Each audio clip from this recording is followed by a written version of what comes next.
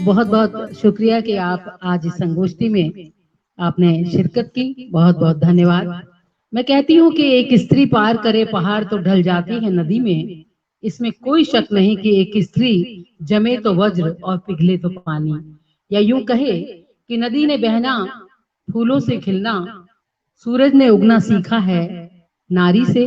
जब खिलखिलाती है नारी खुलकर, लगता है मानो हजार अनार फूट पड़े हों।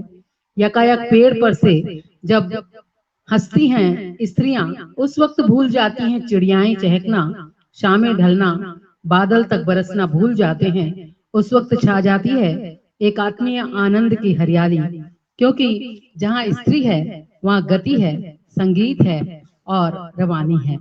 तो मैं भारत देश की नारी को प्रणाम करते हुए इस वक्त जो हमारी संगोष्ठी में हमारे बीच विदुषी बहनों के रूप में विराजित हैं डॉक्टर शोभा त्रिपाठी जी, रोहिणी राम रूप जी, और उन्हीं के साथ मैं एक बहुत ही उत्कृष्ट नाम आपके सामने अनुपम नाम ले रही हूँ, श्रीमती अनुपम रमेश किंगर जी का, जो बहरीन, जो सऊदी अरब में रह करके हिंदी की सेवा कर रही हैं।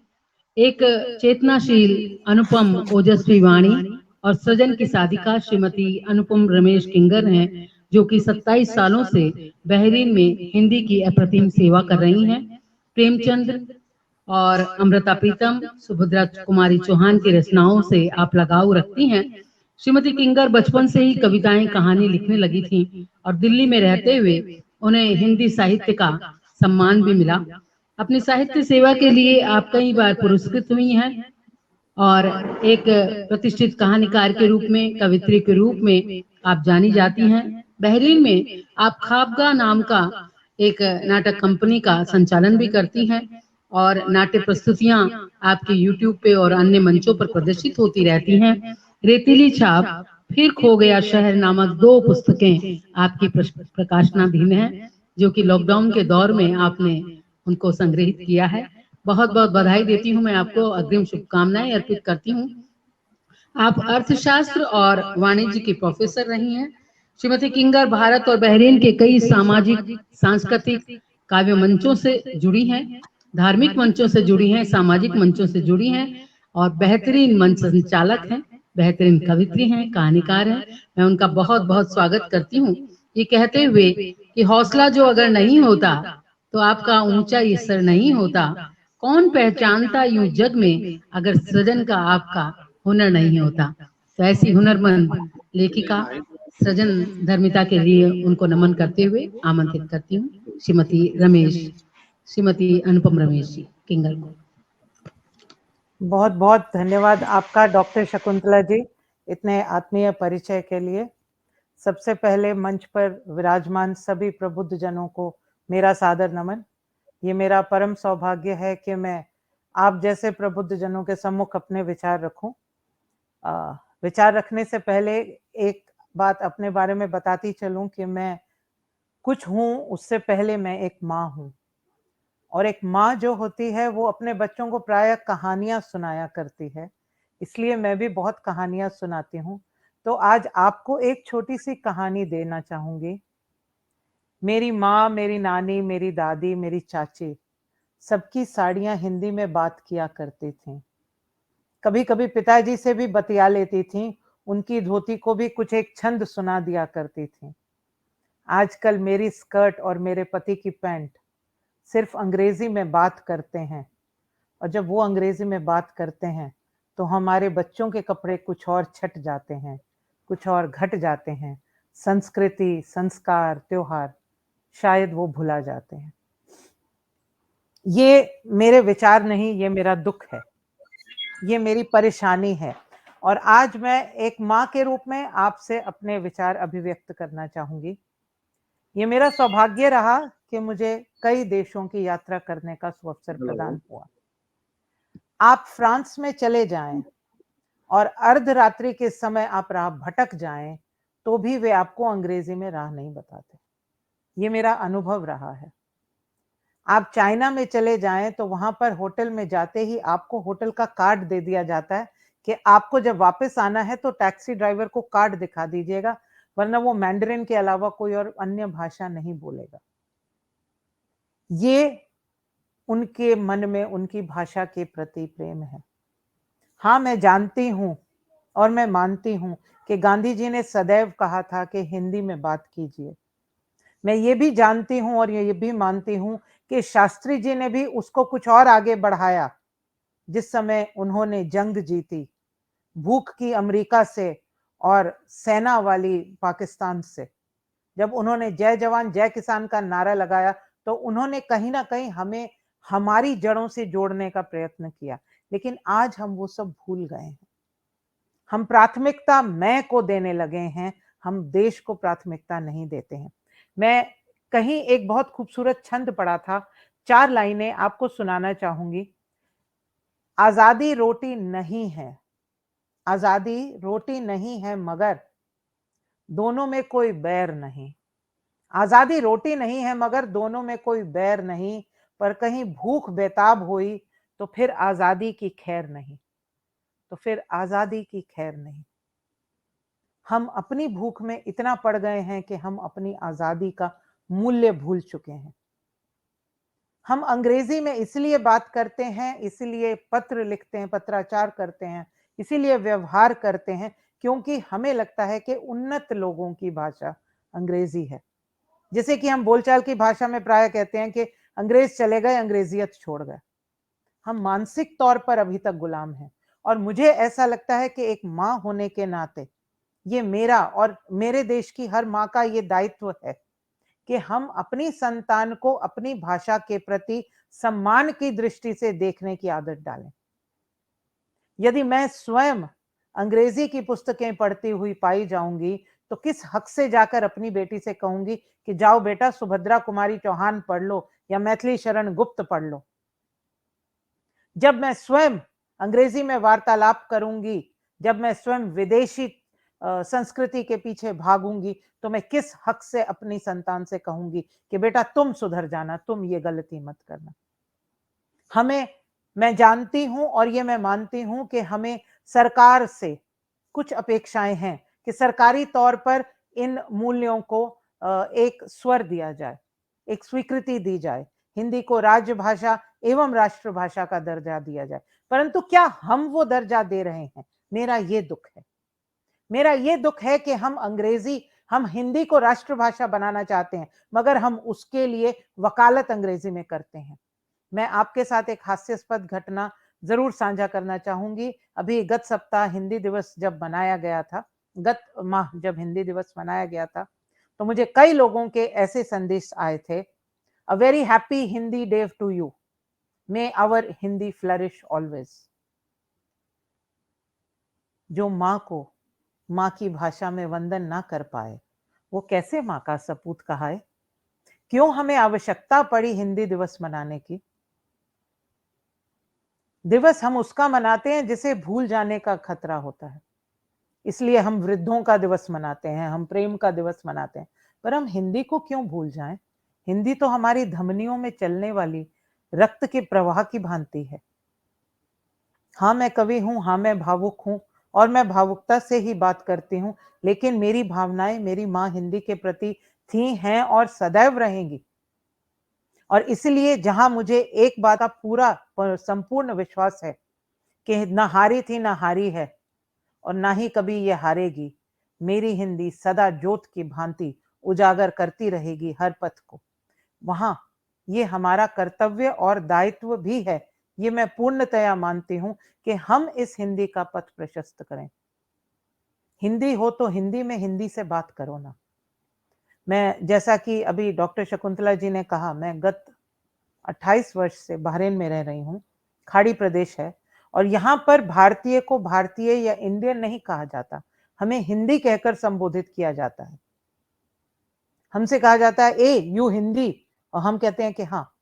और यकीन मानिए विदेश में रहकर अपने किसी भारतवासी से जब आप मिलते हैं, जब आप नए नए आते हैं, तो ऐसा लगता है कि पिज्जा पास्ता खा रहे थे, कहीं से आम का अचार मिल गया। तो क्यों ना उस आम के अचार के स्वाद को जीवित रखा जाए।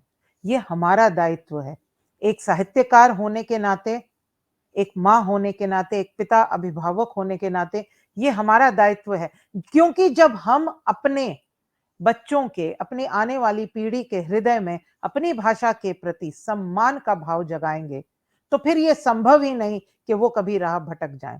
जाने से पहले सिर्फ 4 पंक्तियों में अपना संदेश आपको देना चाहूंगी। मेरा समय समाप्त हो रहा है, मैं भी घड़ी को देख रही थी शोभा जी, मैं भी फालतू समय नहीं लूंगी। मैं अक्सर एक कविता 4 लाइनें पढ़ा करती हूँ, उसी के साथ आपको संदेश के साथ छोड़ना चाहूंगी कि किसी को रुलाना बहुत आसान है, किसी को भी रुलाना बहुत आसान है, एक उंगली उसकी तरफ उठा दीजिए।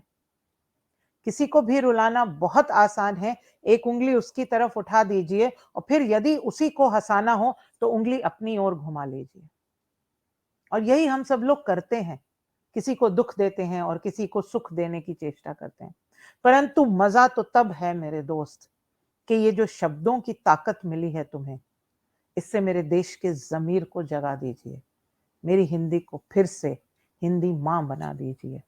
किसी वृद्धाश्रम में नहीं, अपने दिल में उसे जगा दीजिए, मेरी हिंदी को फिर से हिंदी माँ बना दीजिए।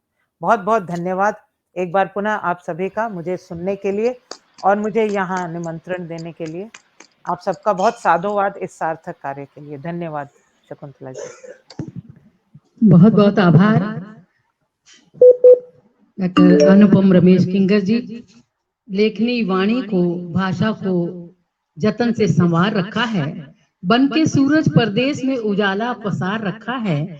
कुछ लोग परदेश में बसे हैं और उम्मीदें हैं आपसे बहुत, आपका नाम उन्हीं में हमने शुमार रखा है। एक ऐसी शख्सियत जो हर तर्ज पर अपने गीत, गजल, कविता के माध्यम से, नाटक के माध्यम से और हिंदी में लेखन के माध्यम से हिंदी भाषा का प्रचार प्रसार हिंदी सेवी के रूप में कर रही हैं। आपकी लेखनी को नमन करते हुए हम यही कहेंगे कि आपने न जाने अपने होठों पर कौन सी दौलत रखी है, न जाने कौन सी होठों पर दौलत रखी है। जब भी बात करती हैं तो दिलों को खरीद लेती हैं, दिलों को खरीद लेती हैं। बहुत बहुत नमन करती हूँ। आज इस पटल पर आपसे मुलाकात की, बहुत अच्छा लगा। ये हम जानते हैं कि भावनाओं, संवेदनाओं और विचारों के संप्रेषण में हमारी हिंदी भाषा की महत्वपूर्ण भूमिका है। भाषा जहाँ भी किसी भी राष्ट्र में हो, वो वहाँ के निवासियों को एकता और भाईचारे के बंधन में बांधती है। वहीं उस राष्ट्र की संस्कृति का प्राण तत्व भी होती है।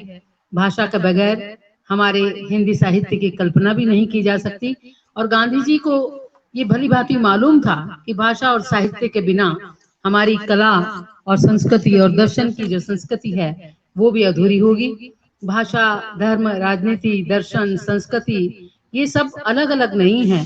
यही विराट समग्रता, अखंडता गांधी जी की मनीषा में थी और यही भाषा की अस्मिता है कि गांधी जी राष्ट्रभाषा के रूप में हिंदी को चाहते थे। तो आइए गांधी के सपनों की मंजिल को कुछ आसान करें। भारतीय भूमि भाषा का कुछ संज्ञान करें। वो गांधी जो हम सबकी आशाओं के आधार हैं, उनके दिखाए मार्ग पर आओ हिंदी का सम्मान करें। और हिंदी के सम्मान के लिए, हिंदी के बारे में, महात्मा गांधी के सपने के बारे में बात कहने के लिए आज हमने इस संगोष्ठी का जो आयोजन किया है, उसमें हमारे बीच आज मॉरिशस से हमारी प्यारी दीदी श्रीमती रोहिणी रामरूप जी हैं। आप हिंदी अध्यापन से जुड़ी रही राजकीय सेवाओं में, और वहां पर अभी भी वो हिंदी संस्थानों से जुड़ करके और हिंदी की सेवा कर रही हैं। मैं उन्हें विनम्र अनुरोध करती हूँ कि कृपया पधारें और आज के इस विषय पर बात करें। श्रीमती रोहिणी रामरूप जी, बहुत बहुत स्वागत।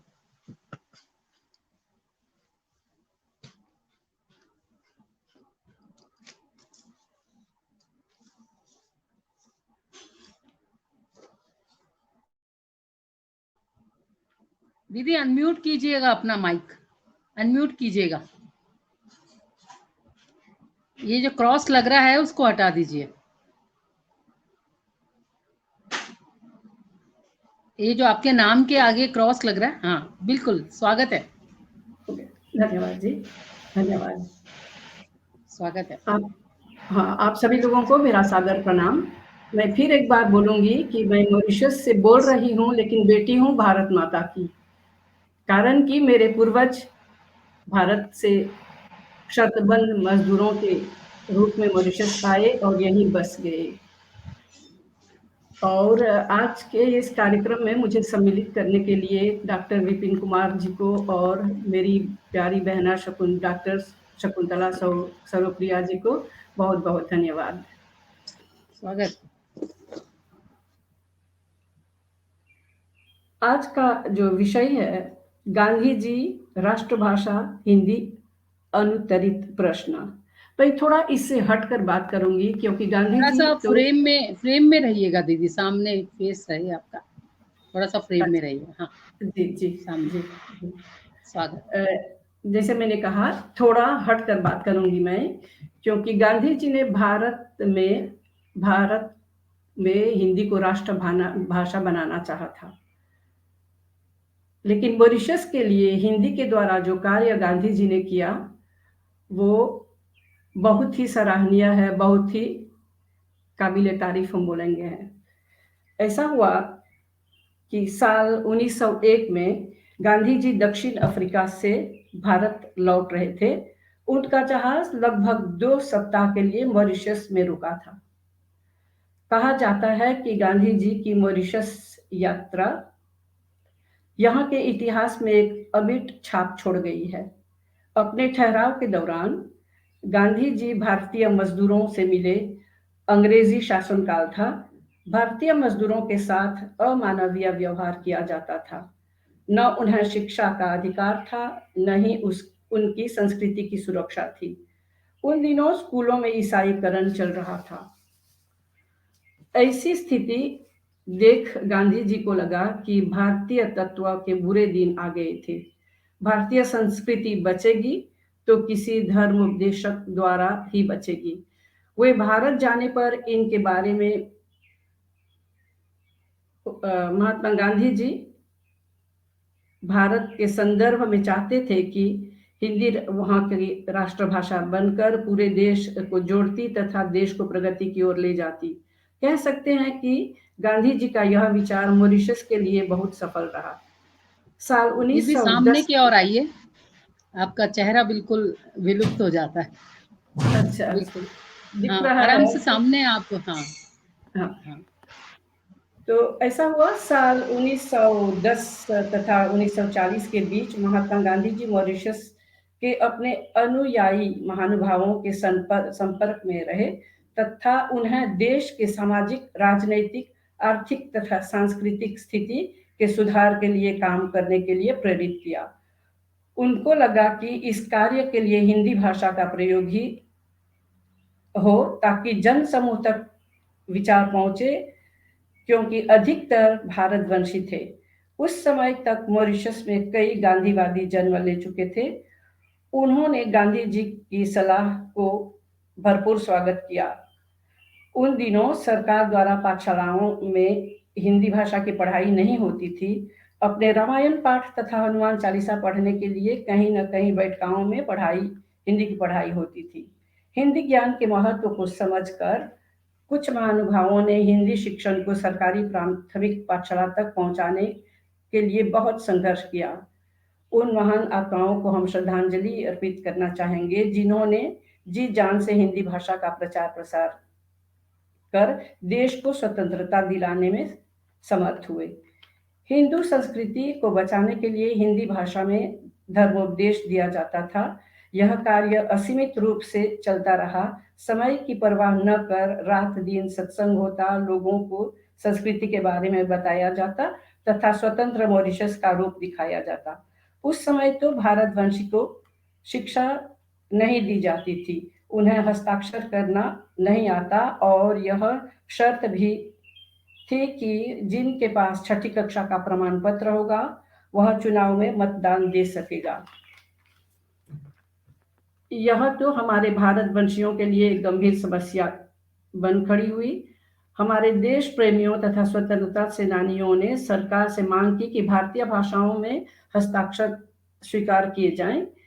काफी कठिनाइयों के बाद यह मांग स्वीकारी गई। भारतवंशियों पूर्वीय भाषाओं के माध्यम से वोट डालने में सक्षम हुए। हिंदी भाषणों द्वारा लोगों को स्वतंत्रता संग्राम में जागृत किया गया तथा हिंदू संस्कृति को बचाया गया।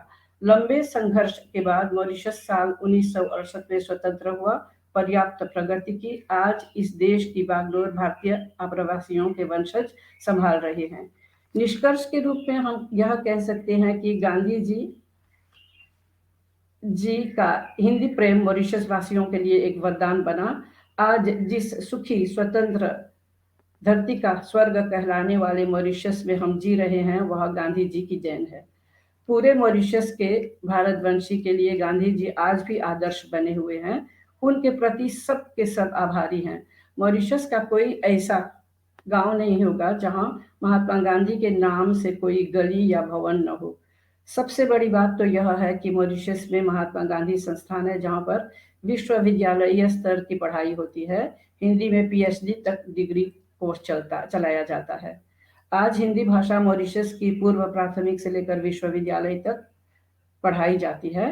हिंदू संस्कृति पूरी जीवित है। कहते हैं भाषा गई तो संस्कृति गई। हमने अपनी हिंदी भाषा को जीवित रखा, साथ साथ संस्कृति को भी सुरक्षित। इसके लिए गांधी जी को बारंबार प्रणाम। जय गांधी, जय भारत, जय मॉरिशस।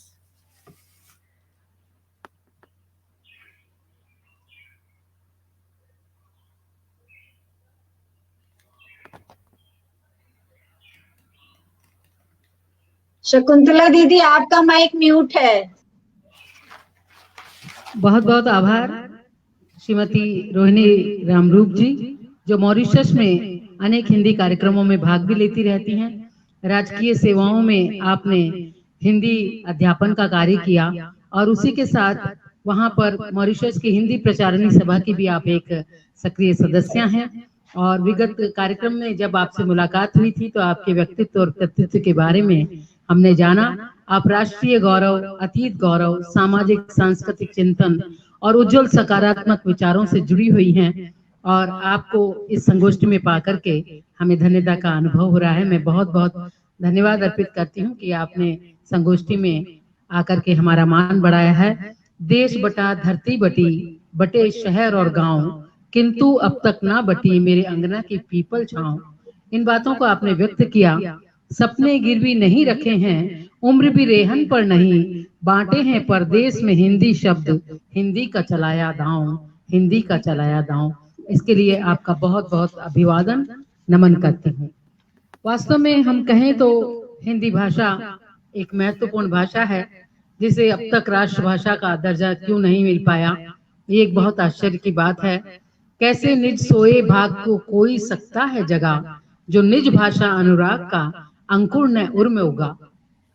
ये हरियो कवि जी ने हमारे बीच ये पंक्तियां रखी हिंदी के राष्ट्रभाषा के सम्मान में, सदमे में, क्योंकि गुप्त जी ने कहा कि हिंदी उन सभी गुणों से अलंकृत है जिसके बल पर वो विश्व की साहित्यिक भाषा की अगली पंक्ति में समासीन हो सकती है। ये सच है कि हमारी भाषाई समस्याएं दूसरे देशों के मुकाबले अलग हैं। हमारे देश में 180 के लगभग जीवंत भाषाएं हैं, 544 के करीब यहाँ पे बोलियां हैं और 22 भाषाएं हमारे संविधान द्वारा मान्यता प्राप्त भी हैं, जो सभी साहित्यिक दृष्टि से समृद्ध भाषाएं लगती हैं। लगभग 1909 के आरंभ में गांधी जी ने भारत को जो है भाषा के लिए ये जोर दिया कि इसकी राष्ट्रभाषा हिंदुस्तानी होनी चाहिए। उन्होंने अंग्रेजी का पुरजोर विरोध किया और स्वतंत्रता के पूर्व में अंग्रेजी संपर्क भाषा थी, राजभाषा थी, लेकिन उन्होंने कहा कि शिक्षा का माध्यम मैं हिंदी को ही बनाऊंगा। तब गांधी जी ने दूरदृष्टि से काम लिया। उन्होंने कहा कि हिंदी और उर्दू मिश्रित हिंदुस्तानी भी हमारे यहाँ चल सकती है और भारत की राष्ट्रभाषा बनाने का जो उन्होंने एक गौरव गान किया, इसके लिए उन्होंने हिंदी की स्थापना के लिए बहुत सारे प्रयत्न किए। उन्होंने ये कहा पुरजोर शब्दों में कि अफ्रीका में भी उन्होंने कहा कि जो माता पिता अपनी बहुत हो रहा है, आप आगे बढ़िए, संचालन आप ना आगे लोग जी अपने तो इसी बात को आगे बढ़ाने के लिए मैं आमंत्रित करती हूँ हमारे बीच मूर्धन्य विद्वान संपादक प्रवासी संसार नोएडा से डॉक्टर राकेश पांडे जी को। डॉक्टर राकेश पांडे जी को कल ही बलभद्र प्रसाद दीक्षित पढ़ी पुरस्कार वर्ष 2020 का प्राप्त हुआ है। मैं उन्हें बधाई प्रेषित करती हूँ। लोक साहित्य विवेचन की जो पुस्तक है अवधि लोक में लोक यानी कजरी और बारहमासा एक संस्कृति, इस पर आपने जो अपनी पुस्तक रची है उसके लिए उत्तर प्रदेश सरकार के उत्तर प्रदेश हिंदी संस्थान की ओर से आपको इसमें नगद राशि भी 40,000 रुपए की प्राप्त हुई है। इसके लिए हमें बहुत गौरव का अनुभव हो रहा है। और लेखन की पहली शपथ साहित्य आकाश होना चाहते हैं, नित उगा सूरज हथेली पे राकेश उजास होना चाहते हैं, ये कह के मैं उन्हें आमंत्रित करती हूँ अपने उद्बोधन।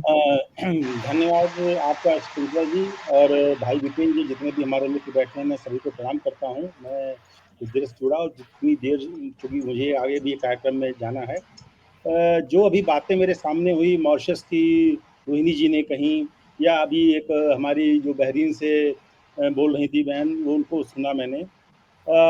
मैं चूँकि समय भी कम है और मैं भी संक्षेप में ही बोलना चाहता हूँ। वैसे मेरी इस विषय पर किताब है नेशनल बुक ट्रस्ट से प्रकाशित, लगभग इसका 5 संस्करण आ चुके हैं। मैं अपनी बातें लगभग कह चुका हूँ। ये गांधी और हिंदी जो है ये राष्ट्रीय भारत सरकार द्वारा NBT द्वारा प्रकाशित है मेरी किताब ये इसी विषय पर। तो कहानी सिंपल सी ये है। एक तो जो इन्होंने कहा अभी हिंदी, तो मैं उदाहरण ये देता हूँ, जब गांधी जी दक्षिण अफ्रीका में इंडियन ओपिनियन निकालते थे तो जो उनके विज्ञापन भी प्रकाशित है, यदि आप देखेंगे इंडियन ओपिनियन के, तो इंडियन ओपिनियन का ही जैसे एक विज्ञापन है, मैंने उदाहरण के अभी खोल रखा, क्योंकि उन्होंने कहा कि बहरीन में हमको हिंदी के रूप में जाना जाता है। अब जैसे एक विज्ञापन का मैं उदाहरण दे रहा हूँ आपको, ये इंडियन ओपिनियन में छपा है, हिंदी दवाखाना। तो हिंदी दवाखाना मतलब भारतीयों का दवाखाना। अब उसमें छपा क्या है कि इस दवाखाने में हर किस्म की दवा मिल सकती है। ये और ये बाहर के गांव और जो वहाँ में संपूर्ण ध्यान लगाया जाएगा। तो दरअसल इस सब विज्ञापन, मतलब मैं ये बताना चाह रहा हूँ, जो उसमें की भाषा थी उसमें हिंदुस्तानियों को हिंदी कहा जाता था। दूसरी बात जो अभी आपने कही मॉरिशस की, मॉरिशस में महात्मा गांधी ने 3 सूत्र दिए थे। महात्मा गांधी जब वहाँ पर पहुंचे तो उन्होंने कहा था अपने बच्चों को आप शिक्षित करिए, वहाँ की राजनीति में भाग लीजिए और वहाँ पे मातृभाषा का प्रयोग करिए। तो वहाँ पर जो महात्मा गांधी जी ने, एक आप नाम रोहिणी जी भूल गई, डॉक्टर मनीलाल को भेजा वहाँ पर। जब वहाँ पर सारे अंग्रेजों का अत्याचार था तो भारत से डॉक्टर मनीराम लाल जी गए वहाँ पर, बैरिस्टर मनीलाल जी होते हैं, और उनके माध्यम से वहाँ पर हिंदी का अखबार निकला और हिंदी की बात हुई। अब बात अपने देश की करें, 1915 में महात्मा गांधी भारत आते हैं। 1915 से पहले महात्मा गांधी दक्षिण अफ्रीका रहते हैं। अब जो बात आप अभी बार बार भावना की कह रहे हैं, एक प्रवासी में हर अपने भाषण में कहता हूँ कि महात्मा गांधी जी के, मैं उसने साक्षात्कार गया जहाँ से गांधी जी इंडियन ओपिनियन निकालते थे। महात्मा गांधी जी ने 4 भाषाओं में अखबार निकाला था, तमिल में, हिंदी में, अंग्रेजी में, गुजराती में और तमिल में। माइक अनम्यूट है, प्लीज बंद करिए, डिस्टरबेंस आ रहा है। आज हमारे इतने प्रवासी भाई, बड़े बड़े पैसे वाले लोग बाहर हैं, लेकिन आज कोई भी हिंदी का अखबार नहीं निकाल पा रहा, क्योंकि उनकी भाषा के प्रति निष्ठा नहीं है। जैसे हमारा विषय था ये राष्ट्रभाषा को लेकर, महात्मा गांधी जी ने बहुत स्पष्ट थे भाषा को लेकर। महात्मा गांधी जी जबकि स्वयं तो गुजराती भाषी थे, लेकिन उन्होंने किसी भी, जब हिंदी के समर्थन में उन्होंने 5 उन्होंने वो लक्षण बताए कि किसी भी भाषा में यदि ये 5 गुण होंगे तो उस देश की भाषा, वो हिंदी के लिए बताया, तभी वो भाषा राष्ट्रभाषा हो सकती है। उन्होंने पहला लक्षण ये बताया, यह भाषा सरकारी नौकरी के लिए आसान होनी चाहिए। दूसरा लक्षण बताया, उस भाषा के द्वारा सरकार भारत का आपसी धार्मिक, आर्थिक और राजनीतिक कामकाज सशक्त होना चाहिए। तीसरा, उस भाषा को भारत के ज्यादातर लोग बोलते हों। चौथा, वह भाषा राष्ट्र के लिए आसान होनी चाहिए। और 5वां, भाषा को विचार करते समय क्षणिक या अस्थायी स्थिर पर जोर ना दिया जाए। ये 5 लक्षण बताए। उन्होंने कहा कि जो इसमें से ये लक्षण, एक भी लक्षण जो है अंग्रेजी में नहीं है। गांधी जी जो है वह बिल्कुल, मतलब इस मामले में स्पष्ट थे। उन्होंने उनके बहुत सारे तमिलनाडु को लेकर उन्होंने अपने बेटे को भेजा, और उन्होंने एक चीज जो कही कि अंग्रेजी बोलने में मुझे पाप लगता है, और ये इन्होंने लखनऊ के 29/12/1916 को जो भाषण दिया, और अंग्रेजी के विरोध में बार बार जो लोग कहते हैं ना हिंदुस्तानी की बात करते हैं, बहुत लोग ये कहते हैं कि गांधी जी हिंदी के नहीं हिंदुस्तानी के समर्थक थे। गांधी जी हिंदुस्तानी के समर्थक बिल्कुल थे, तब तक थे जब तक देश का बंटवारा, या आप देखेंगे उनके आरंभिक, गांधी जी कभी भी स्थिर नहीं रहे हैं भाषा को लेकर या किसी सिद्धांत को लेकर। गांधी जी ने अपनी विचार को बिल्कुल समय के अनुसार बदला है। गांधी जी कहीं भी रिजिड नहीं हुए हैं, कहीं भी बिल्कुल अड़े नहीं। जब देखा गांधी जी ने कि देश इस तरफ हो रहा है आपके बंटवारा, गांधी जी के तब के पुराने भाषण, साउथ अफ्रीका के भाषण और भारत के भाषण, जब आप दोनों को मिलाएंगे तो गांधी जी स्पष्ट हिंदी के समर्थन में उतरते हुए आपको दिखाई देंगे। गांधी जी ने कभी कहा था कि हिंदी उर्दू अलग नहीं है, लेकिन गांधी जी ने तो उर्दू को नहीं, हिंदुस्तानी को कहा, और बार बार जब राष्ट्रभाषा की बात आई तो उन्होंने हिंदी को कहा। और जहां तक बात है कि राष्ट्रभाषा क्यों नहीं बनी, इसके लिए आपको 1946 से लेकर 1900 जो संविधान सभा गठित की गई थी, उसके बाद संविधान सभा की जो बहसें हैं, 1926 में जब पहली बार संसद में बिल लाया गया कि हिंदी और उर्दू में हमारी बहस होनी चाहिए, तो वो बिल गिर गया।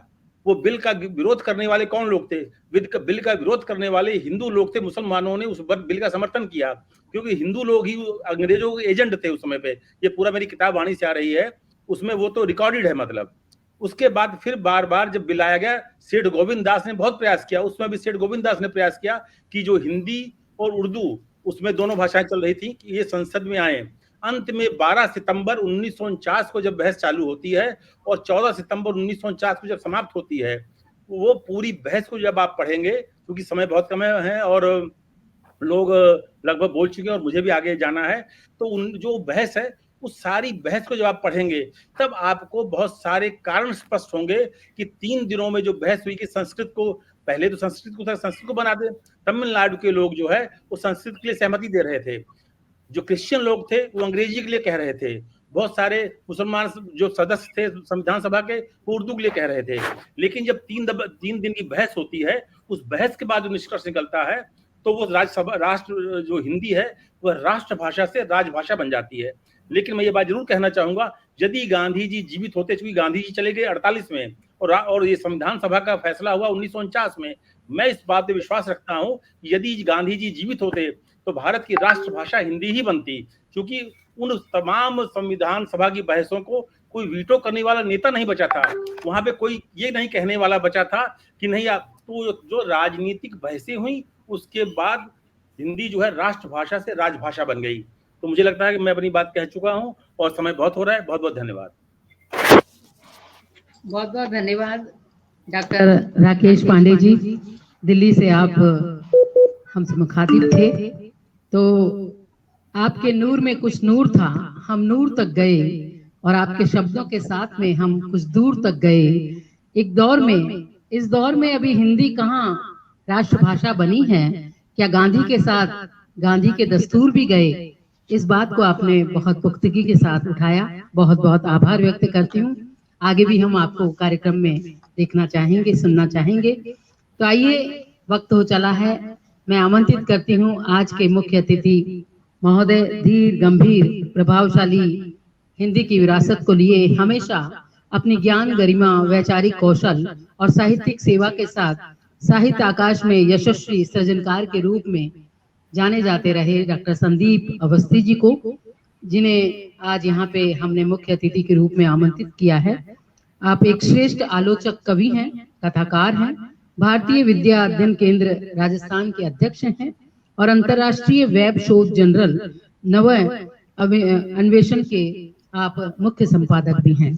मैं आपको सादर आमंत्रित करती हूँ अपने उद्बोधन के लिए।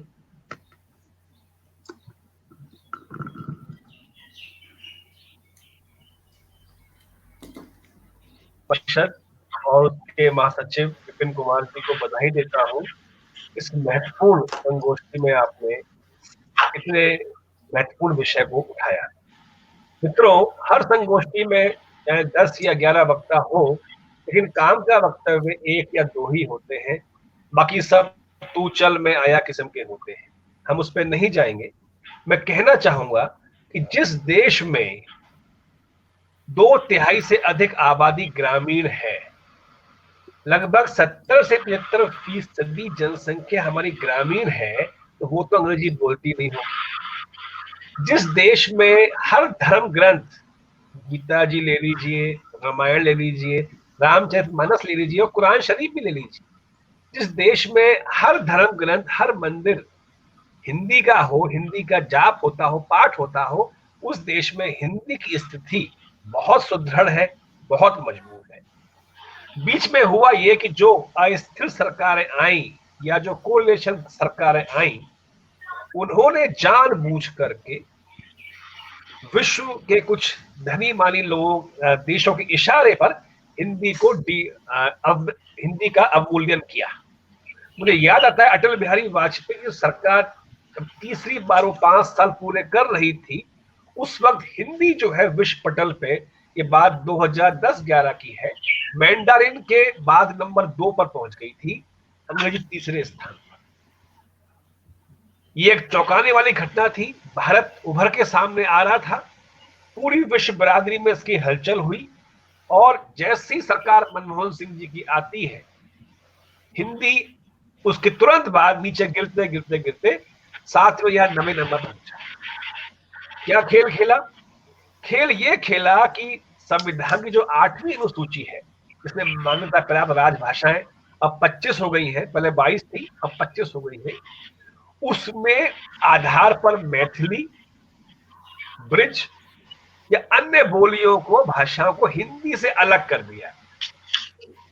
जब एक बड़ा तबका भाषा का 20% हिस्सा निकाल दिया गया सरकार के द्वारा मनमोहन सिंह के समय, तो हिंदी बोलने और जानने वाली संख्या अपने आप कम हो गई। ये एक जानबूझकर चूक की गई। मित्रों, गांधी जी स्वयं गलत थे, हिंदी के पक्षधर थे। आपने सुना होगा यंग इंडिया, हरिजन और नवजीवन, ये 3 समाचार पत्र उन्होंने भारत में निकाले। इसमें 2 गुजराती भाषा में थे और एक आपका। इससे पूर्व, जैसे भी पांडे जी ने कहा, दक्षिण अफ्रीका में वो इंडियन ओपिनियन का अखबार निकालते थे, जो अंग्रेजी में था। लेकिन चुनौतियां आ रही हैं, मैं विषय पर थोड़ा सा प्रकाश डालना चाहूंगा कि चुनौतियां क्या क्या है। चुनौतियां मित्रों, एक तो ये है कि हिंदी का जो आदमी है, मैं खुद एक प्रोफेसर हूं, लेकिन मैं कहना चाहूंगा कि जितना नुकसान हिंदी का चुनौतियों के मामले में हमारे देश में मीडिया ने, सो कॉल्ड या कहा जाए तथाकथित वामपंथियों ने और बाजारवाद ने किया है, उतना किसी ने नहीं।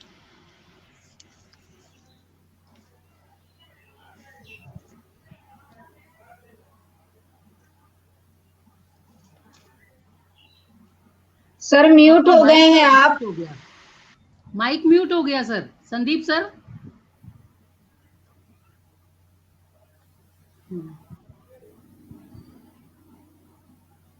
धोनी ने सिक्सर से मैच फिनिश किया। दरअसल हिंदी के सामने चुनौतियां हैं, वो है पहली बात हमारा मीडिया, हमारी पत्रकारिता, तीनों, इलेक्ट्रॉनिक भी, प्रिंट भी और सोशल। महात्मा गांधी ने जो राष्ट्रीय भाषा हिंदी बनने का सपना देखा था, स्वाभाविक है हम सारा काम गांधी के कंधों पर नहीं डाल सकते। कुछ तो हमें भी करना होगा। जब हम अमृत महोत्सव मना रहे हैं भारत का, और मोदी सरकार निश्चित रूप से ये बेहतरीन कार्य कर रही है कि वो इस सबको ठीक कर रही है। मैं आगे बढ़ता हूं कि जब हम हिंदी के सामने जो अनुत्तरित प्रश्न को लेकर के आते हैं, उसमें सबसे प्रमुख चुनौती है क्षेत्रीयवाद। अभी अभी आपने देखा होगा अखबार में, केंद्र सरकार का मंत्रिमंडल गठित हुआ। अखबारों में, इलेक्ट्रॉनिक मीडिया में क्या आया? 10 में से 4 मंत्री ओबीसी के, 2 मंत्री SC ST के और 3 या 4 मंत्री ब्राह्मण। यकीन जानिए, भारत सरकार कभी भी अपना पोर्टफोलियो या अपना दस्तावेज कभी भी जाति के आधार पर नहीं देती। कि मीडिया ही है जो उसको जाति में क्लासिफाइड करता है, बांटता है, विभाजित करता है। इसका दुष्परिणाम क्या होता है? जब अखबार में हेडिंग आता है, इलेक्ट्रॉनिक मीडिया में आता है कि ये जाति वाले मंत्री बने, तो एक आम नागरिक सोचता है कि जब जाति को इतना महत्व दिया जा रहा है, तो मैं तो अपनी क्षेत्रीय भाषा मैथिली या बोडो या संथाली या कोंकणी या मराठी या बंगाली पर टिका रहूंगा, मैं हिंदी पर ध्यान नहीं दूंगा। आपको आश्चर्य होगा, बंगला समेत कई राज्यों में अनिवार्य भाषा क्षेत्रीय भाषा कर दी गई है। बंगला में बंगला है, महाराष्ट्र में मराठी है, गुजरात में गुजराती है। कि ये आपको तीसरी भाषा सीखनी ही पड़ेगी।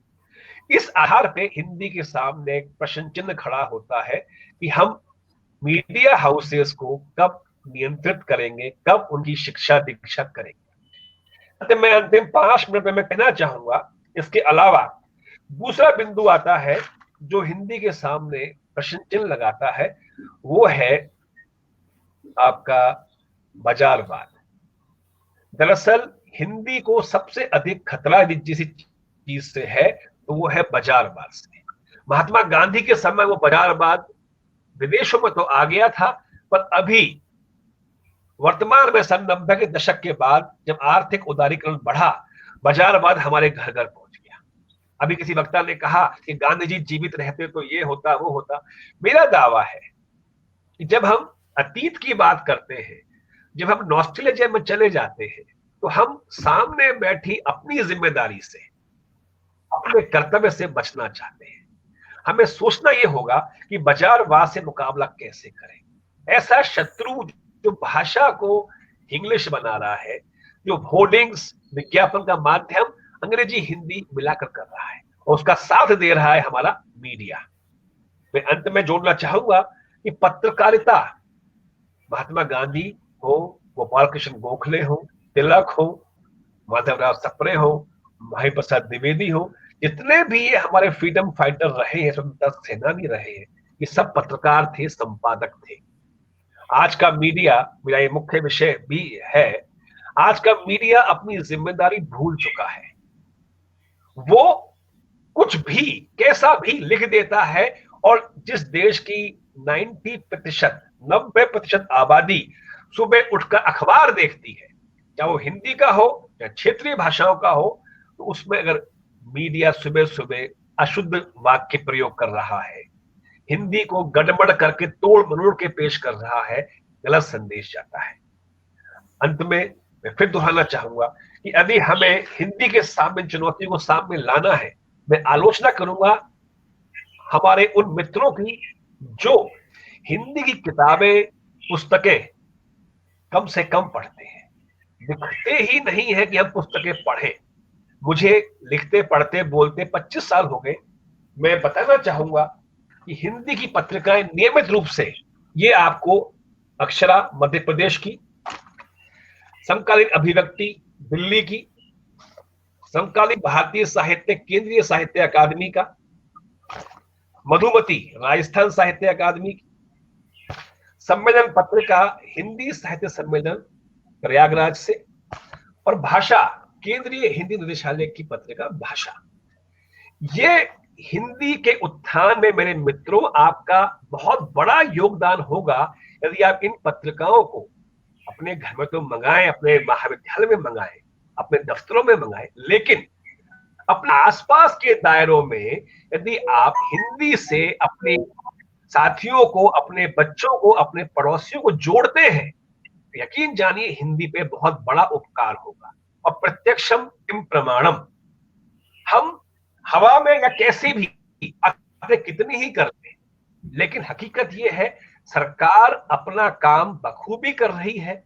नई शिक्षा नीति में गांधी जी के हिसाब से स्वावलंबन को महत्ता दी गई है। 29 जुलाई 2020 को लागू नई शिक्षा नीति में 3 भाषा का फार्मूला दिया गया है, सूत्र दिया गया है।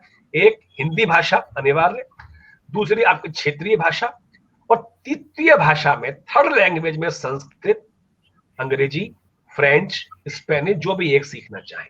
मुझे याद आता है मैं रीजनल कॉलेज में पढ़ा हूं मेरे विद्यालय जीवन में, उस वक्त भी देश में 6 होते थे रीजनल कॉलेज, भुवनेश्वर से लेकर के उड़ीसा तक वगैरह वगैरह, वहां भी 3 भाषा सूत्र लगा हुआ था। मैंने हिंदी, अंग्रेजी और अनिवार्य भाषा में संस्कृत पढ़ी।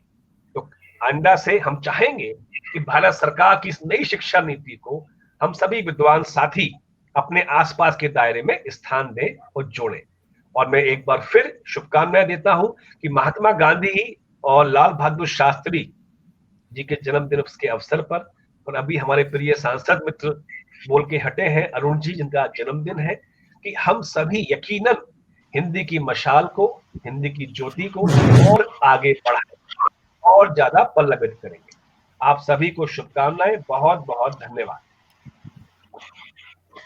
बहुत बहुत आभार डॉक्टर संदीप अवस्थी जी, जो हमारे राजस्थान के अजमेर शहर से जुड़े हुए हैं।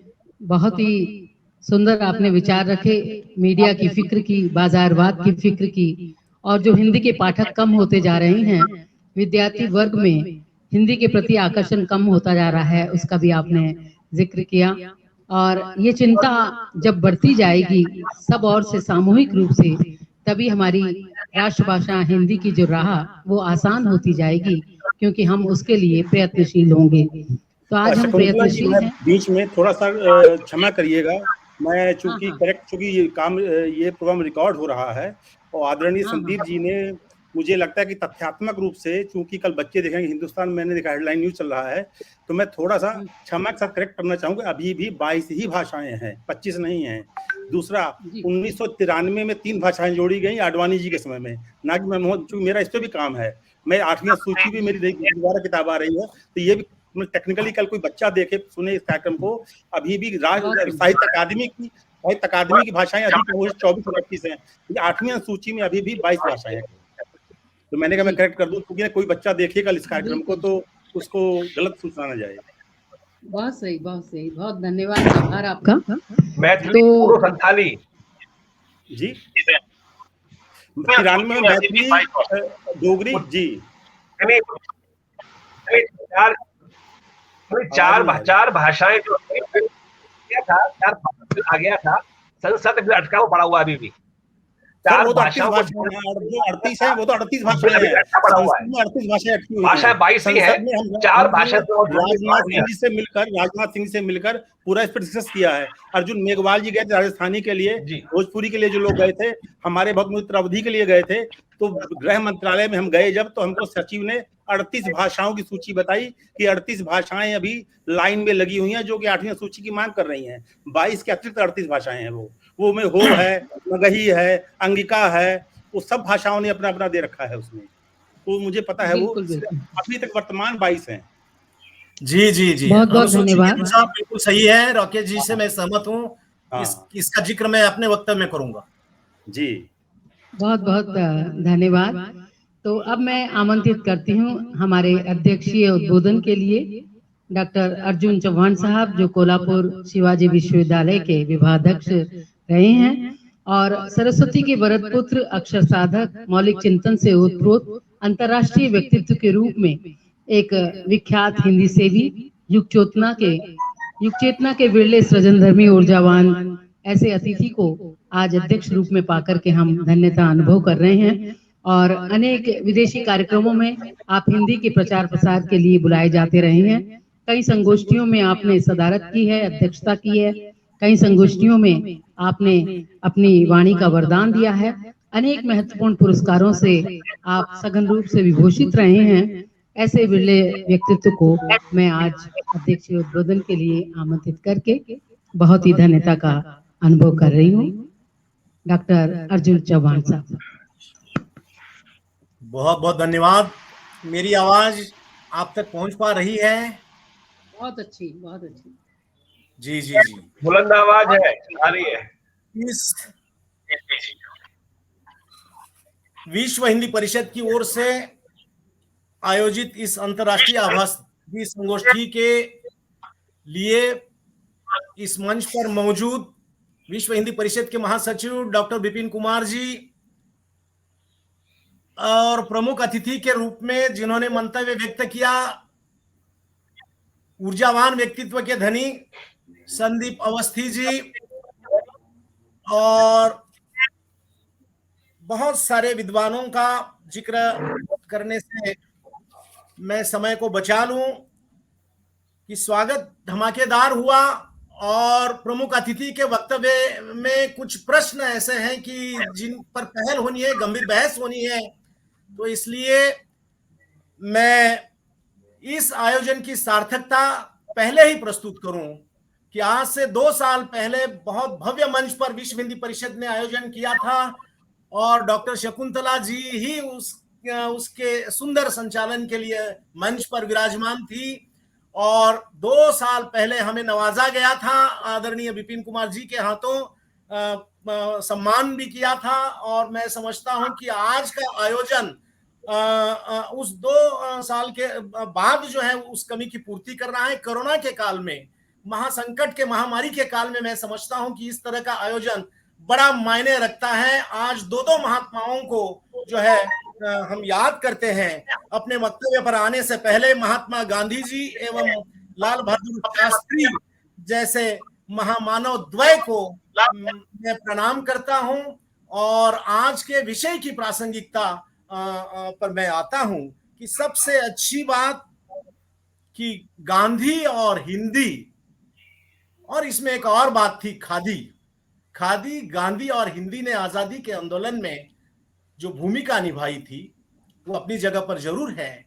लेकिन आज जिस विषय पर पहल हो रही है, महात्मा द्वय के स्मरण के उपलक्ष्य में, तो मैं समझता हूं कि राष्ट्रभाषा हिंदी को केंद्र में रखते हुए अनुत्तरित प्रश्न जो है, इन प्रश्नों की पहल आज के इस आभासी मंच पर होना बड़े बड़े विद्वानों के माध्यम से, मैं बहुत संतुष्ट हूं कि इतने जानदार वक्तव्य जो इसमें आ गए। अरुण कुमार साहब पूर्व सांसद जो है थोड़े तकनीकी दिक्कत के कारण कट गए, बहुत अच्छी बात कर रहे थे।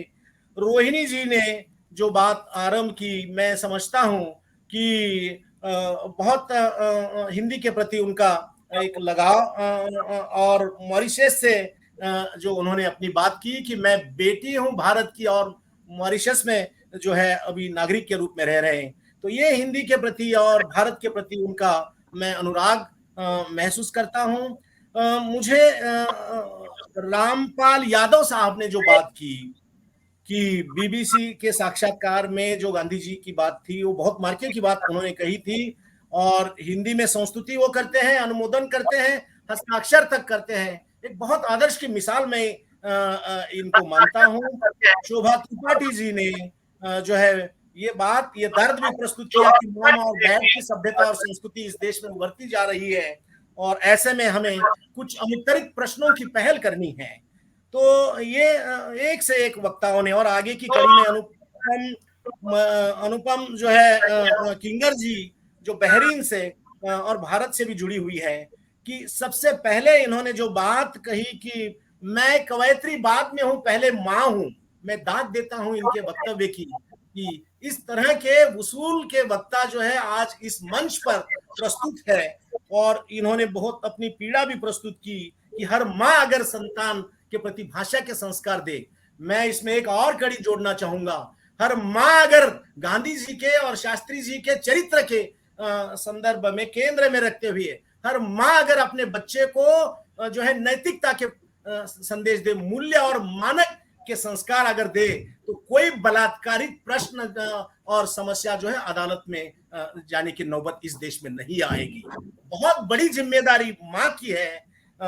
अनुपम किंगर जी की इस बात का मैं स्वागत करता हूं। और हिंदी के बारे में उनकी संवेदना को हम महसूस करते हैं कि पिज्जा और बर्गर के बीच आम और नींबू के अचार की तरह जो बीच में इस तरह की भाषा जो हमारी केंद्र में है, संविधानिक रूप से वो महारानी है और अंग्रेजी उसकी सखी है, लेकिन हुआ उल्टा, को ऑफिशियल लैंग्वेज ऑफिशियल लैंग्वेज हो गई और ऑफिशियल लैंग्वेज को ऑफिशियल लैंग्वेज बन गई है। वास्तव की व्यवहार में ये स्थिति है। तो ये बात अनुपम किंगर जी के वक्तव्य से मुझे याद आई। संविधानिक सच जो है वो है, लेकिन सामाजिक सच जो है मैं अपने वक्तव्य में हिंदी के प्रति जो है प्रकाश डालूंगा। रोहिणी रामस्वरूप जी ने भी बहुत अच्छी बात कही कि जन्मना वो भारतीय है और कर्मना जो है मॉरिशस की है। तो ये भारतीयत्व पर गर्व होना, भारतीय सभ्यता और संस्कृति और भाषा पर गर्व होना विश्व के प्रति मैं समझता हूं कि बहुत सुखद बात है। और राकेश पांडे जी ने बहुत संयत बातें की और ये भी प्रस्तुत किया कि गांधी जी अगर होते, जीवित होते, तो राजभाषा हिंदी बनती। मित्रों, ये कड़वा सच है कि गांधी जी जीवित थे तब भी वोटिंग हुआ था। मैंने कई किताबें लिखी, डॉक्टर शकुंतला जी ने इस बात पर थोड़े में प्रकाश डाला। ये एक हाल ही में नई आई हुई किताब है, विश्व मंच पर हिंदी। इसमें कई चीजें हैं कि भारत के बाहर क्या हिंदी का जो है रुतबा है और कितना बढ़ता जा रहा है। मैं राकेश जी से कहना चाहूंगा कि गांधी जी के होते हुए इस बात पर वोटिंग हुआ था और एक मत से गांधी जी जिस नाम को चाहते थे, इस देश की भाषा का नाम हिंदुस्तानी होनी चाहिए। जैसे जापान की जापानी होती है, रूस की रूसी होती है, जर्मनी की जर्मन होती है, वैसे भारत की भाषा या हिंदुस्तान की भाषा का नाम हिंदुस्तानी होना चाहिए। टंडन जी हिंदी के पक्ष में थे, गांधी जी जो है वो हिंदुस्तानी के पक्ष में थे। लेकिन वोटिंग हुआ और एक वोट से सिर्फ टंडन जी का पलड़ा भारी हुआ और वो चाहते थे कि इसका नाम हिंदी हो, गांधी जी चाहते थे कि हिंदुस्तानी हो। हार गए थे गांधी जी और विधिवत वोटिंग के बाद और सर्वसम्मति के बाद एक दिन में निर्णय नहीं हुआ। 14 सितंबर का दिन ये जो है हिंदी को राजभाषा के रूप में स्वीकारने का दिन भले ही एक हो, लेकिन इसके पहले 1.5 साल तक बहस हुई थी कि कौन सी भाषा इस देश की राजभाषा होनी चाहिए। राष्ट्रभाषा हिंदी थी और इसीलिए उसको राजभाषा बना दिया गया। और ये बात अलग है कि आज का मुख्य विषय तो वही है कि जो प्रश्न हिंदी के सामने है, मैं समझता हूं कि हिंदी के सम्मुख प्रश्नों की कमी नहीं है, कमी है उनको हल करने वालों की, और उत्तर मालूम नहीं है ऐसा भी नहीं है, हम उत्तर देना ही नहीं चाहते, ये मानसिकता हमारे केंद्र में। मैं बधाई देता हूं कि विपिन कुमार जी ने और सुंदर संचालन करने वाली बेहतरीन निवेदिका डॉक्टर शकुंतला जी का विशेष अभिनंदन कि ये विषय अनुत्तरित प्रश्न जो है इस पर पहल करने से ही जनता कतराती है। और जनता की क्या बात, मैं कहूं कि विद्वत जन जो है वो कतराता है, इसलिए नहीं कि उत्तर जानते नहीं है, इसलिए कि देना नहीं चाहते या खुल करके बताना नहीं चाहते। असल में बहुत सारी चीजें हैं, लेकिन अनुत्तरित प्रश्नों में मैं बात करता हूं कि क्यों हिंदी स्रोत भाषा आज की तारीख तक संसद और विधान भवनों में नहीं बनी। हिंदी को लक्ष्य भाषा के रूप में बनाए रखा है, हिंदी टारगेट लैंग्वेज हो गई है, अनुवाद की भाषा हो गई है। अनुवाद को बहुत बड़ी जो है इस देश में तरजीह मिली, दर्द की बात है ये। मुझे अनुवाद के लिए जो है प्रधानमंत्री ये मेरी वो किताब कि जिस किताब के लिए तत्कालीन प्रधानमंत्री अटल बिहारी वाजपेयी जी ने मुझे सम्मानित किया था राष्ट्रीय पुरस्कार देकर के, और आदरणीय मुरली मनोहर जोशी जी उस समय HRD मिनिस्टर में थे। मुझे दर्द इस बात का होता है कि हिंदी को अनुवाद की भाषा बना करके छोड़ दिया, हिंदी स्रोत भाषा बननी चाहिए। मेरे सामने कई प्रश्न हैं कि क्यों हिंदी को टारगेट लैंग्वेज बनाए रखा, क्यों हिंदी को स्रोत भाषा नहीं बनने दिया, क्यों हिंदी नियम की भाषा नहीं बनी, क्यों हिंदी अधिनियम की भाषा नहीं बनी, क्यों हिंदी जो है संकल्पों की भाषा नहीं बनी। तो मूलतः जो को-ऑफिशियल लैंग्वेज के रूप में स्वीकृत हो गई, अर्थात राजभाषा हिंदी और सहराज भाषा अंग्रेजी जो थी, तो सहराज भाषा में आज की तारीख में भी नियम बनते हैं, अधिनियम बनते हैं, रेजुलेशन बनते हैं और फिर उसके अनुवाद हिंदी में जाते हैं। दर्द मुझे इस बात का है।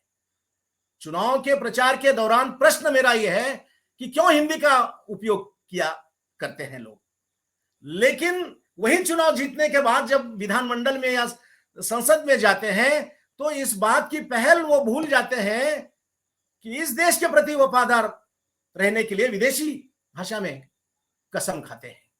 और तो और दूसरी बात कि जिस पर हम बहस प्रत्यक्ष हिंदी में करते हैं, लेकिन जिस मुद्दे पर, जिस नियम पर, जिस अधिनियम पर, जिस संकल्प पर हम बहस करते हैं, वो जिस भाषा में बहस होती है वो उस भाषा में वो नियम नहीं बनता, वो अधिनियम नहीं बनता, वो रेजुलेशन नहीं बनता, और वो बनता है सहराज भाषा अंग्रेजी में, वो भी कानून सम्मत है।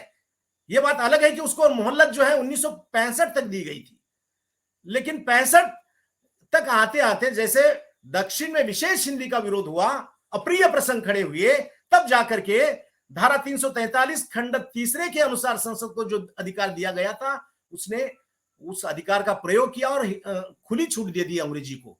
और आज की तारीख में अंग्रेजी का प्रयोग भी कानून सम्मत है इस देश में। मुझे उस दिन की प्रतीक्षा है जिस दिन हिंदी स्वयं जो है जिस पद पर उसको विराजमान किया उसका पूरा सम्मान हो और उसमें उसका प्रयोग हो। मैं दो रूप मानता हूं हिंदी के, एक है राजभाषा के रूप में हिंदी और दूसरी है जनभाषा के रूप में हिंदी। राजभाषा के रूप में हिंदी मैं समझता हूं कि निश्चित रूप से प्रश्न चिन्ह उसके सामने खड़ा है, जो आज के आभासी संगोष्ठी का मूल विषय है। लेकिन जनभाषा के रूप में मैं बहुत सुखी हूं, सुखद हूं, प्रसन्न हूं कि जनभाषा के रूप में हिंदी का कोई सानी नहीं है। देश में ही नहीं बल्कि दुनिया में हिंदी आज प्रथम स्थान की दावेदार है। भोलानाथ तिवारी ने जब किताब लिखी थी तब के आंकड़े अलग है, 40 साल 50 साल पुराने। आज के आंकड़े मुझे ये बताते हैं कि हिंदी प्रथम स्थान की दावेदार है, जबकि 30-40 साल पहले तीसरे स्थान की दावेदार थी। रूसी और हिंदी ये तीसरे स्थान की दावेदार थी। चीन और अंग्रेजी जो है वो प्रथम और दूसरे स्थान पर थी। लेकिन स्थिति आज बदल गई है। क्यों बदल गई है? हम जैसे भगवान के भरोसे कुछ प्रश्न छोड़ते हैं, वैसे संसद और विधानमंडल के भरोसे सारे प्रश्न छोड़ेंगे तो काम नहीं होगा। हमें यह जानना होगा कि देश वाले नहीं बल्कि दुनिया वाले हिंदी के पीछे क्यों पड़े हैं। आज अमेरिका में जो शिक्षा संस्थाएं हैं, एमबीए पढ़ने वाले छात्रों के लिए वो हिंदी विषय कंपलसरी करते हैं, अनिवार्य कर रहे हैं। कितनी अच्छी बात है। हिंदी विषय एमबीए पढ़ने वाले छात्रों के लिए अमेरिका जैसी शिक्षा संस्था वहां अनिवार्य कर रही है। इसका मतलब ये नहीं है कि वो हिंदी से प्रेम करते हैं। बाजारवाद की, जिस बाजारवाद की हमारे अवस्थी जी ने, संदीप जी ने पहल की थी, उस बाजारवाद को वो समझते हैं। भारत जैसे विशालकाय देश को एक मंडी के रूप में देखते हैं दुनिया के कई देश, और मजबूरन क्यों ना हो लेकिन हिंदी सीखना वो चाहते हैं। और इसलिए फिर जो बहुराष्ट्रीय कंपनियां हैं तो अपने उत्पाद को भारत के कोने कोने तक पहुंचाने के लिए हिंदी के प्रयोग के अलावा कोई चारा नहीं है, इसलिए हिंदी के पीछे पड़ रहे हैं। चाइना की बात कर लेते हैं। चाइना में पहले 3 विश्वविद्यालय जो है वहां हिंदी पढ़ने पढ़ाने की सुविधा थी। आज 15 विश्वविद्यालय है जहां हिंदी पढ़ाई जाती है।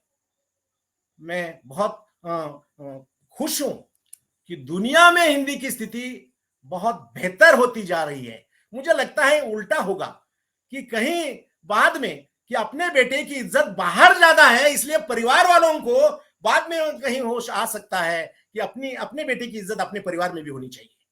यही स्थिति हिंदी की होनी। मैं बहुत सकारात्मक सोचता हूं। मुझे इस बात पर भरोसा है और विश्वास है कि अब हिंदी न भगवान के भरोसे है और न राजकाज के भरोसे। हिंदी अपने बूते पर, और जनभाषा वाला हिंदी का रूप जो है उसका कोई सानी नहीं। उसका तर्क मेरा ये है। और मुझे संकेत इस बात का भी देना है कि 14 सितंबर को हमने याद किया, लेकिन विपिन कुमार जी के साथ मेरे सारे सम्मानित साथी जो है वे इस बात का ख्याल रखते हैं, लेकिन जनता के बीच में इस बात को उजागर करना बहुत जरूरी है कि 14 सितंबर हिंदी दिवस नहीं है महेश। 14 सितंबर उन दिनों में जो 14 भारतीय भाषाएं थी और जिनका संविधान ने राजभाषा के रूप में सम्मान किया था, उन सारी भारतीय भाषाओं की इज्जत का दिवस है। इस बात को हम गंभीरता से याद रखें कि 14 सितंबर के दिन हिंदी को तो राजभाषा के रूप में स्वीकारा, लेकिन बाकी 14 आज जो 22 संख्या चली गई है जिनकी, तो उन 14 भारतीय भाषाओं को भी उनकी इज्जत करके भी जो है उनको राजभाषा के रूप में स्वीकारा है। इसलिए गुजरात में गुजराती का प्रयोग, महाराष्ट्र में मराठी का प्रयोग, कर्नाटक में उसका प्रयोग, या आंध्रा में तेलुगु का प्रयोग, ये कानून सम्मत है। हिंदी की इज्जत करने का मतलब है कि हम भारतीय भाषाओं की इज्जत कर रहे हैं।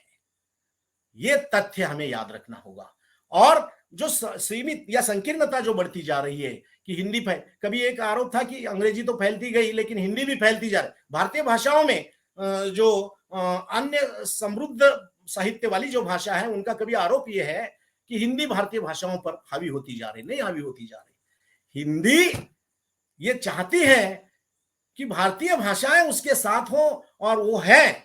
और अनुवाद के माध्यम से भी सारा भारतीय साहित्य का जो संकल्प है वो सामने आ रहा है। भारतीय साहित्य का मतलब किस भाषा का साहित्य भारतीय साहित्य है? तो भारतीय साहित्य का मतलब भारत की जो विभिन्न भाषाएं हैं उन सारी भारतीय भाषाओं का जो साहित्य वो भारतीय साहित्य। वो सिर्फ हिंदी का नहीं है, वो सिर्फ बंगाली का नहीं है, वो सिर्फ मराठी, गुजराती, पंजाबी का नहीं है। इन सारे भारतीय भाषाओं में ज्ञानपीठ से नवाजे गए रचनाकार जो दिए हैं। हमें अभी प्रतीक्षा है कि अकेले रविंद्रनाथ टैगोर जी ने जो है नोबेल को जो है हासिल किया था, साहित्य में ये अभी भी प्रतीक्षा है। इसका मतलब ये नहीं कि ऊंचे दर्जे का साहित्य भारत में नहीं लिखा गया, लेकिन जब नवाजा जाता है किसी विशिष्ट पुरस्कार से तो निश्चित रूप से मैं समझता हूं कि उस भाषा की भी इज्जत होती है कि जिसमें वो लिखा गया है। तो आज हिंदी को याद करते समय मुझे गांधी जी के संदर्भ में एक दो बातों का जिक्र करके निष्कर्ष तक अपनी बात को लाना है कि यह है कि प्रश्न जो है निश्चित रूप से अभी हमारे सामने है, जैसे देश के सामने है, देश की भाषा के सामने भी है, लेकिन प्रश्न है इसलिए तो हम जो है कोशिश करेंगे। प्रश्न अगर नहीं है तो कोशिश हमारी मैं समझता हूं कि बंद होगी। तो सबसे पहली बात मैं देखता हूं कि गांधी जी ने जिस तरह उसूल से काम किया कि मेरे सामने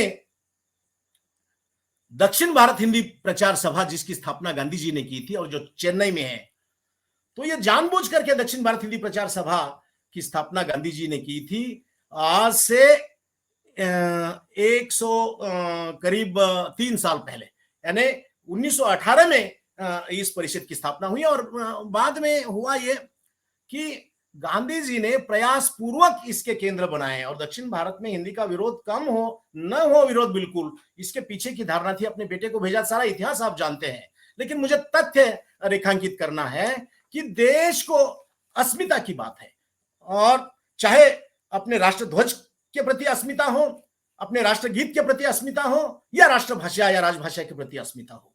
गांधी जी से पूछा गया था 14 अगस्त 1947 की रात के 12 बजकर के पहले मिनट पर दिल्ली के लाल किले पर तिरंगा लहराया। लेकिन मित्रों, गांधी जी उस समय उस प्रसंग में मौजूद नहीं थे। क्या कर रहे थे? वो बंगाल में थे और धार्मिक दंगे और फसाद से अप्रिय प्रसंग खड़े हुए थे, तो उनके क्षमन के लिए गांधी जी वहां थे। गांधी जी से साक्षात्कार की बात अभी हमारे एक सज्जन ने छेड़ी थी, तो मीडिया वाले ने, जिसके प्रति आक्रोश है हमारे संदीप जी का, मीडिया वालों ने पूछा था कि गांधी जी आप बोलिए आपको कैसा लगता है, तो गांधी जी ने उत्तर देना शुरू किया और हिंदी में बोलना शुरू किया। तो उस साक्षात्कार लेने वाले ने कहा कि आप अंग्रेजी में बोलिए तो दुनिया सुनेगी। और उस समय गांधी जी ने यह कहा था कि अगर मेरी बात हिंदी में दुनिया नहीं जानती, कह दो दुनिया वालों से कि आज से गांधी अंग्रेजी भूल गया। ये अस्मिता है मित्रों। कह दो दुनिया वालों से कि आज से गांधी अंग्रेजी भूल गया। जो बैरिस्टर की उपाधि हासिल करके आया हुआ था, वकालत करने के लिए जो मुंबई में जाकर के बसे थे, उन्होंने अपने जीवन का नया मोड़ जो है ले लिया। गांधी जी उसूल जीवी थे। गांधी और शास्त्री जी को याद करने का मतलब आज के अवसर पर मैं समझता हूं कि हम सत्य को याद कर रहे हैं। गांधी जी और शास्त्री जी को याद करने का मतलब हम अहिंसा को याद कर रहे हैं, हम मानवता को याद कर रहे हैं, हम सभ्यता को याद कर रहे हैं, संस्कृति को याद कर रहे हैं। तो आज के इस औचित्यपूर्ण विषय को मैं प्रस्तुति के लिए समझता हूं कि सारे वक्ताओं ने न्यायपूर्ण व्यवहार किया। मैं चाहता था कि मेरा समय उनको दे दूं, मैं कम बोलूं और आप लोग ज्यादा बोले, कि एक से एक वक्तव्य रहा। और सुंदर बेहतरीन संचालन के लिए कितनी बधाइयां शकुंतला जी को दे दें। वो जब बोलने लगती है तो हमें लगता है कि सुनते जाएं, और गाने लगती है तब भी सुनते जाएं। मैं समझता हूं कि इसका श्रेय भी डॉक्टर विपिन कुमार जी को देना होगा कि उनका चयन बहुत अच्छा रहता है, अच्छे वक्ताओं को छांट छांट करके कर लेते हैं। और रही बात एक ऐसा विषय जिस पर बहुत बहस हो सकती है कि 22 की 25 की 36 है ना मित्रों, बहुत सही। और शकुंतला जी ने ही संकेत दिया था कि इतनी इतनी बोलियां हैं, है ना, कि 544 से ऊपर बोलियां हैं और भाषाएं 180 से है, और 22 तो संविधान सम्मत है। डोगरी आदि को मान्यता दे दी है ना। लेकिन मैं समझता हूं कि मैथिली को लेकर, ब्रज को लेकर के और हमारी भोजपुरी को लेकर के अलग भाषा को मान्यता दे दे तो हिंदी का क्या होगा? हिंदी मूलतः इन सारी बोलियों उपबोलियों की जो है मातृ संस्था के रूप में है, और इसलिए बहुत बड़ा एक लेख इस पर हमारे इसमें लिखा था, आलोक जी ने लिखा था कलकत्ता से। तो ये कतई नहीं होने देंगे। अगर ऐसा होगा कि भाषाएं, बोलियां कभी कभी भाषाएं बन जाती हैं, लेकिन अंततः वो सब हिंदी के छाता के छत्र के नीचे आती हैं। मित्रों, यदि आप हिंदी का भला चाहते हैं तो मैं समझता हूं कि भारतीय भाषाओं की भलाई हमें सोचनी है, और ये संविधान ने दी है हमें, और हमारा सबका दायित्व है ये। मैं समझता हूं कि मुझे भी समय का अतिक्रमण करने का कोई अधिकार नहीं है। मैं इन शब्दों को भूलता नहीं कि जो गांधी जी ने कहा था कि राष्ट्रभाषा के बिना राष्ट्र गूंगा है। मैं समझता हूं कि हम गूंगे नहीं हैं, हम बहुत बुलक्कड़ लोग हैं, और खास करके इस मंच पर जो बोलने वाले थे, तो मैं समझता हूं बहुत औचित्यपूर्ण था। कभी विस्तार से बातें होंगी, और डॉक्टर विपिन कुमार जी को इसमें लीड लेना ही है, वो लेते भी हैं। और तब संदीप जी जैसे मुद्दों को उन्होंने बहस की थी। मैं समझता हूं कि भारतीय भाषाएं और बोलियां ही नहीं, बल्कि दुनिया के स्तर पर अगर भाषा का सर्वेक्षण आप देखेंगे तो कई भाषाएं, गणेश देवी जी एक विद्वान है जिन्होंने भाषा पर बहुत गहन गंभीर अध्ययन किया। गणेश देवी जी की ये मान्यता है कि हर दिन कोई ना कोई भाषा, कोई ना कोई बोली मृत हो रही है। तो उन्होंने बहुत भय व्यक्त किया है कि भविष्य में अगर हम उनका प्रयोग नहीं करेंगे तो ये होगा। मुझे एक घटना याद आती है कि केंद्रीय हिंदी निदेशालय की स्थापना हुई थी, और उन्होंने फिर हिंदी के प्रचार और प्रसार के लिए बहुत अच्छा काम किया, और देश के शिक्षा के माध्यम के रूप में हिंदी क्यों नहीं है, ये एक प्रश्न है अनेक प्रश्नों में से। बहुत बहस के लिए मैं ज्यादा समय नहीं दूंगा, 1-2 मिनट में इस पर प्रकाश डालूंगा कि केंद्रीय हिंदी निदेशालय ने जब तकनीकी शब्दावली आयोग से सहयोग से जब पारिभाषिक शब्दावली बनाने का लगातार अभियान शुरू किया, और बहुत समृद्ध पारिभाषिक शब्दावली आज निदेशालय के पास है। 100 से अधिक कोश उनके उपलब्ध हैं, और वे अंग्रेजी हिंदी से है, कई विदेशी भाषाओं से भी है। तो आज हिंदी विज्ञान की माध्यम भाषा, विज्ञान गरिमा पत्रिका चल रही है, विज्ञान के शोध पत्र हिंदी में आ रहे हैं, सुखद है। लेकिन हमारा वैदिक शास्त्र पूरी तरह से पूरे देश भर में हिंदी में अभी पढ़ने पढ़ाने की सुविधा नहीं है। हमारा अभियांत्रिकी या वाणिज्य या संगीत, ये सारे ज्ञान के जो स्रोत है वो हिंदी माध्यम से पूरी तरह से जो है पढ़ने पढ़ाने की सुविधा नहीं है। तो जिस दिन ये समस्या हल होगी, मैं समझता हूं कि वो शब्दकोश उसका प्रयोग करना चाहिए, वरना प्रयोग अगर नहीं करते तो सौतेली माँ की संतान की तरह वे भी उपेक्षित रहते हैं, वहां पर इतनी मेहनत करके जो बनाए हैं। तो मैं समझता हूं कि प्रयोग होना चाहिए, प्रयोगता बढ़ने चाहिए, तब हिंदी की गति को कोई रोक नहीं सकता। और मुझे विश्वास है, आशा ही नहीं बल्कि विश्वास है कि हिंदी अपने बलबूते पर फलती फूलती जा रही है, देश में नहीं बल्कि दुनिया में। इन शब्दों के साथ मैं अपनी बात को विराम देता हूं कि गांधी जी और शास्त्री जी के बहाने हिंदी के प्रति जो कुछ अनुत्तरित प्रश्न थे, और जिनके उत्तर हम जानते थे लेकिन जानबूझ करके देने से बचते थे, उन सबको बल मिले। बहुत बहुत धन्यवाद। जय हिंद, जय हिंदी। तो डॉक्टर अर्जुन चौहान साहब कोल्हापुर से आज के कार्यक्रम की अध्यक्षता कर रहे, संगोष्ठी की अध्यक्षता कर रहे थे, और आपकी प्रखर और मुखर वाणी में हमें बहुत सारा एक मार्ग प्रशस्त मिला है, जो कि हिंदी की प्रतिस्थापना में, राष्ट्रभाषा बनाने में हमारे सामने जो चुनौतियां थी, उसका कुछ हल हमें बहुत मुखर रूप से आपसे प्राप्त हुआ है। हम समझ सकते हैं कि विदेशों में आपको क्यों बुलाया जाता है, क्योंकि आप बहुत ही पुख्ता तरीके से, बहुत ही पुरजोर स्वरों में हिंदी के पक्षधर के रूप में अपनी बात रखते हैं।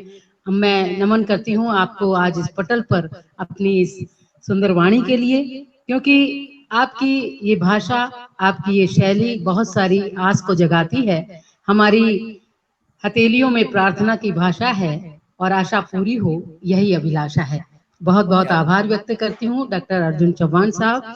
तो हम आ रहे हैं अब, क्योंकि जीवन में आज हम यहाँ पर हैं, कल हमारी यादें होंगी, जब ना होंगे हम सामने तब हमारी बातें होंगी। आज के इस पावन अंतर्राष्ट्रीय संगोष्ठी के किताब के पन्ने हम पलटेंगे तो आंखों में कुछ तस्वीरें होंगी, कुछ स्मृतियों के सिवा कुछ नहीं होगा। कुछ नहीं रहता है आबाद, रह जाता है बस धन्यवाद, धन्यवाद। तो मैं डॉक्टर विपिन कुमार जी से निवेदन करती हूँ कि आज की संगोष्ठी के अंत में चंद शब्दों में सभी का आभार व्यक्त करें। बहुत बहुत नमन करती हूँ सभी को।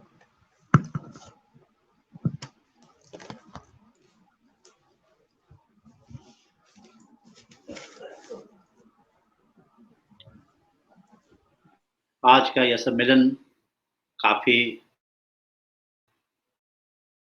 अच्छा रहा, सारगर्भित रहा और इसके लिए कार्यक्रम के अध्यक्ष प्रोफेसर डॉक्टर अर्जुन चौहान जी को जितना साधुवाद दिया जाए, धन्यवाद दिया जाए, कम होगा, क्योंकि बहुत ही अच्छे तरीके से आपने अपने वक्तव्य को रखा। पटल पे मौजूद आज के कार्यक्रम के मुख्य अतिथि डॉक्टर संदीप अवस्थी जी, आपने भी बहुत अच्छे तरीके से वो आज के विषय को रखा है। बहुत ही विद्वतापूर्ण, ओजस्वी आपका उद्बोधन था और इसके लिए आपको जितना साधुवाद दिया जाए, जितना धन्यवाद दिया जाए, कम होगा। पटल पे मौजूद सिताब शर्मा जी, आपने भी बहुत बढ़िया तरीके से रखा और आपने कहा कि जो कुछ भी हम लोग कर रहे हैं उसके साथ साथ सरकार की नीतियों का भी सहयोग मिलना चाहिए। तो वाकई में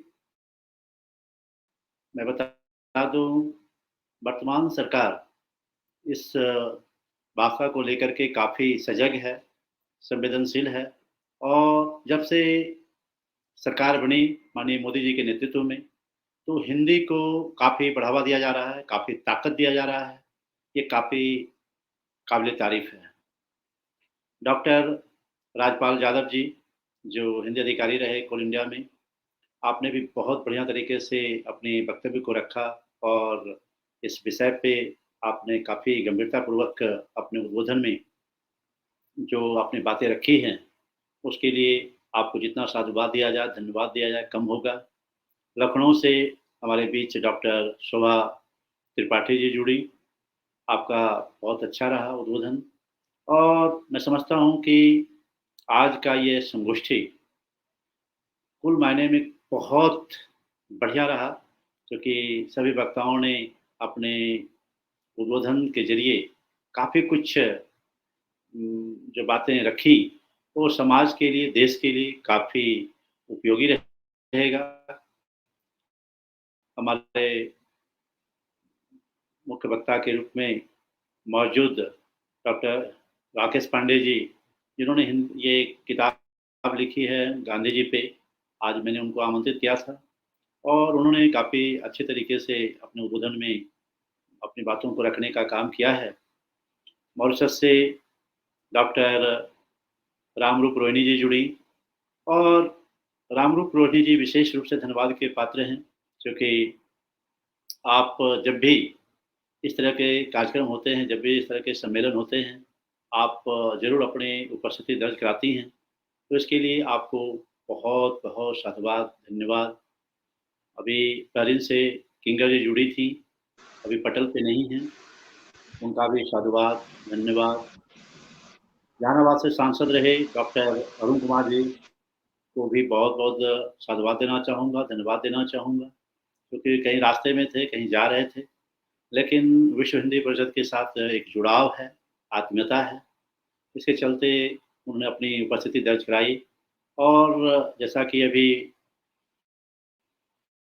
आज के कार्यक्रम के अध्यक्ष प्रोफेसर डॉक्टर अर्जुन चौहान जी बता रहे थे कि उनकी शुरुआत बहुत अच्छा था और काफ़ी गंभीर विषयों को लेकर के वो आगे बढ़ रहे थे, लेकिन क्योंकि तकनीकी बाधा के कारण वो अपने उद्बोधन को पूरा नहीं कर पाए, तो हम लोग पुनः इस पटल पे जुड़ेंगे और आप सब लोगों का जितना साधुवाद दिया जाए, धन्यवाद दिया जाए, कम होगा, क्योंकि विश्व हिंदी परिषद सतत प्रयास करते रहती है ये संगोष्ठियों के जरिए, परिचर्चा के जरिए।